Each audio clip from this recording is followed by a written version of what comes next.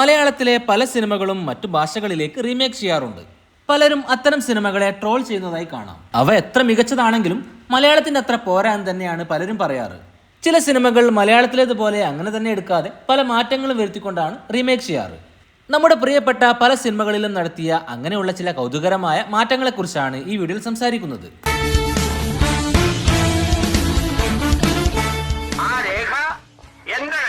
പഴയ കാലത്ത് എവർഗ്രീൻ ക്ലാസിക്കായി മാറിയ പ്രിയദർശൻ മോഹൻലാൽ സിനിമകളുടെ പ്രത്യേകതയായിരുന്നു അവയുടെ സാഡ് എൻഡിങ്. മലയാളത്തിലെ വമ്പൻ വിജയങ്ങളായിരുന്നു ആ സിനിമകളെല്ലാം തന്നെ.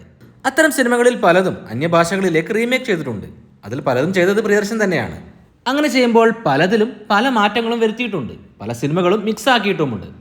87 ഇറങ്ങിയ സ്റ്റേക്ക് ഔട്ട് എന്ന സിനിമയുടെ മലയാളം റീമേക്ക് ആയിരുന്നു 89 ഇറങ്ങിയ വന്ദനം. മലയാളികളെ ഒരുപാട് ചിരിപ്പിക്കുകയും കരയിപ്പിക്കുകയും ചെയ്തൊരു സിനിമയാണിത്. മോഹൻലാൽ അവതരിപ്പിച്ച ഉണ്ണികൃഷ്ണനും ഗിരിജ ഷട്ടാർ അവതരിപ്പിച്ച ഗാഥ എന്ന കഥാപാത്രവും ക്ലൈമാക്സിൽ ഒരുമിക്കാതെ പോകുന്നതാണ് സിനിമയുടെ പ്രത്യേകത. സിനിമയുടെ ക്ലൈമാക്സ് എത്തുമ്പോൾ അവർ രണ്ടുപേരും ഒരു റോഡിൽ വരികയും രണ്ട് വഴികളിലേക്കായി തിരിഞ്ഞു പോവുകയുമാണ് ചെയ്യുന്നത്.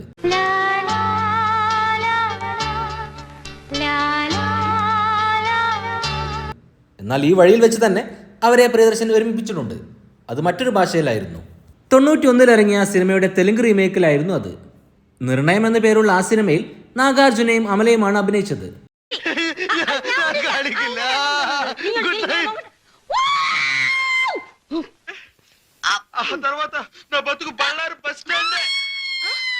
കാർ സിഗ്നലിൽ എത്തുമ്പോൾ അവർ അവിചാരിതമായി കണ്ടുമുട്ടുകയും അവർ ഒരുമിക്കുകയും ചെയ്യുന്നിടത്താണ് സിനിമ അവസാനിക്കുന്നത്.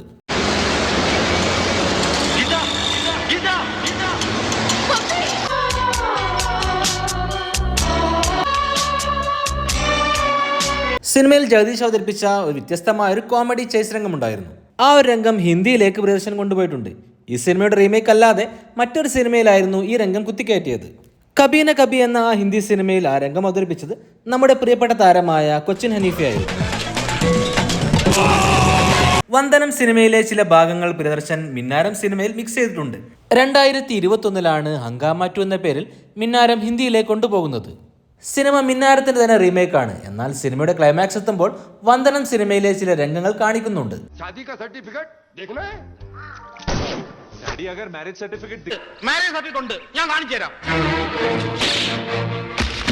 മിന്നാരം സിനിമയുടെയും പ്രത്യേകത അതിന്റെ ട്രാജിക് എൻഡിംഗ് ആണ്.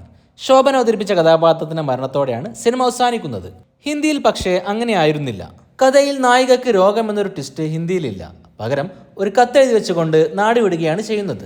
അതിനുശേഷം മണിയൻപിള്ള രാജു ചെയ്ത കഥാപാത്രവും നായകനും നായികയെ തേടി ഇറങ്ങുമ്പോൾ ഇത്തരത്തിലൊരു രംഗം കാണിക്കുന്നുണ്ട്.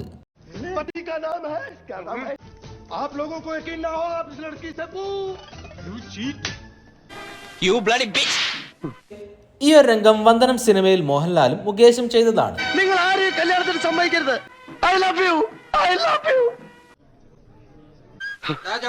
മറ്റൊരു കല്യാണ സെറ്റപ്പിൽ വെച്ച് നായികയെ കണ്ടെത്തുന്നതും അവിടെ വെച്ച് അവർ ഒന്നിക്കുന്നിടത്തുമാണ് ഹിന്ദി മിന്നാരം അവസാനിക്കുന്നത്. മിന്നാരം സിനിമയിൽ ജഗതി ശ്രീകുമാർ അവതരിപ്പിച്ചൊരു കോമഡി രംഗം ഹിന്ദി സിനിമയിലേക്ക് പ്രിയദർശൻ കൊണ്ടുപോയിട്ടുണ്ട്. സന്മനസ്സുള്ളവർക്ക് സമാധാനം സിനിമയുടെ ഹിന്ദി റീമേക്കായ യേ തേരാ ഘർ യേ മേരാ ഘർ എന്ന സിനിമയിലായിരുന്നു അത്.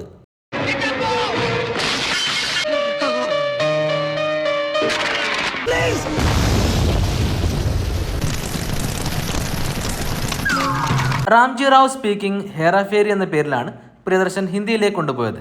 അതിൽ വലിയ മാറ്റങ്ങളൊന്നും വരുത്തിയിട്ടില്ല. ഫിർ ഹേറാഫേരി എന്ന പേരിൽ ആ സിനിമയ്ക്കൊരു 2ാം ഭാഗവും ഹിന്ദിയിൽ ചെയ്തിട്ടുണ്ട്.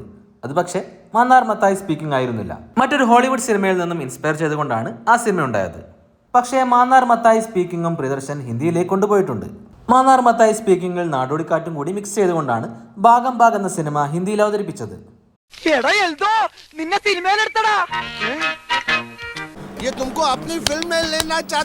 നാടക നടിയെ തേടി പോകുന്നതും അപ്രതീക്ഷിതമായി നായിക എത്തുന്നതും കൊലപാതകവും എല്ലാം തന്നെ ആ സിനിമയിലുമുണ്ട്. ആ സിനിമയിലേക്ക് നാടോടിക്കാറ്റ് മിക്സ് ചെയ്തിരിക്കുന്നത് ചില രംഗങ്ങളിൽ മാത്രമാണ്. നാടകത്തിന് വേണ്ടി വിദേശത്തേക്ക് പോകുന്നതാണ് സിനിമയിൽ കാണിക്കുന്നത്. അവിടെ വെച്ചുകൊണ്ട് സിഐഡികളാണെന്ന് തെറ്റിദ്ധരിക്കുന്ന ചില രംഗങ്ങൾ നാടോടിക്കാറ്റിൽ നിന്നും എടുത്താണ് ഈ സിനിമയിൽ ഉപയോഗിച്ചത്.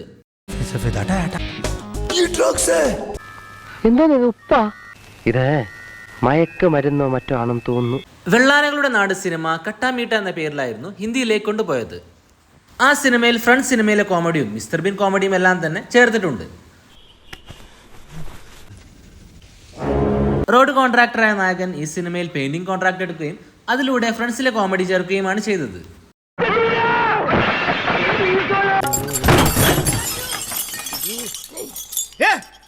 ഇത്തരത്തിൽ ഒരുപാട് പ്രിയദർശൻ മിക്സറുകളുണ്ട്. നിങ്ങൾക്കറിയാവുന്നവ കമന്റ് ചെയ്യുമല്ലോ. 2025 മുംബൈ പോലീസ് ഹിന്ദിയിലേക്ക് റീമേക്ക് ചെയ്യുന്നത്. റോഷൻ ആൻഡ്രൂസ് തന്നെയായിരുന്നു ഹിന്ദി സിനിമയായ ദേവയുടെയും സംവിധായകൻ. സിനിമയുടെ ക്ലൈമാക്സ് മാറ്റിയാണ് ഹിന്ദിയിൽ അവതരിപ്പിച്ചത്. അതുകൊണ്ട് തന്നെ ആ സിനിമയ്ക്ക് ഒരു വ്യത്യസ്തതയും ഉണ്ടായിരുന്നില്ല. എന്തിനാണ് കൊലപാതകം നടത്തിയതിനുള്ള ഉത്തരം 2 സിനിമയിലും 2 തരത്തിലാണ് കാണിച്ചത്. നായകൻ ഗേ ആയിരുന്നു എന്നൊരു കാര്യം സിനിമയിലില്ല. പകരം നായകൻ പോലീസിലുള്ള ഒരു ഒറ്റുകാരനായിരുന്നു എന്നും അത് കണ്ടെത്തുന്നതിനെ തുടർന്നാണ് ജയസൂര്യ അവതരിപ്പിച്ച കഥാപാത്രത്തെ കൊലപ്പെടുത്തുന്നതെന്നുമാണ് ഹിന്ദി സിനിമയിൽ പറയുന്നത്. മുംബൈ പോലീസ് സിനിമയുടെ ഒരു വ്യത്യസ്തതയായിരുന്നു ആ ഒരു ക്ലൈമാക്സ്. അത് മാറ്റിയതോടെ ആ സിനിമ പൂർണ്ണമായും ഇല്ലാതായി. ദൃശ്യം സിനിമ മറ്റു ഭാഷകളിലേക്ക് കൊണ്ടുപോയപ്പോൾ നടത്തിയ മാറ്റങ്ങളെക്കുറിച്ച് നമ്മൾ മുമ്പേ പറഞ്ഞതാണ്. ഈ വീഡിയോയിൽ അതിനെക്കുറിച്ച് നമ്മൾ സംസാരിക്കുന്നില്ല. ദൃശ്യം 2 ഹിന്ദിയിലേക്ക് കൊണ്ടുപോയപ്പോൾ ഒരുപാട് മാറ്റങ്ങളുണ്ടായിരുന്നു. മലയാളത്തിലെ ചില രംഗങ്ങൾ ഹിന്ദിയിൽ ഒഴിവാക്കിയിരുന്നു. ഹിന്ദിയിൽ പ്രത്യേകിച്ച് ചില രംഗങ്ങൾ ആഡ് ചെയ്യുകയും ചെയ്തിരുന്നു.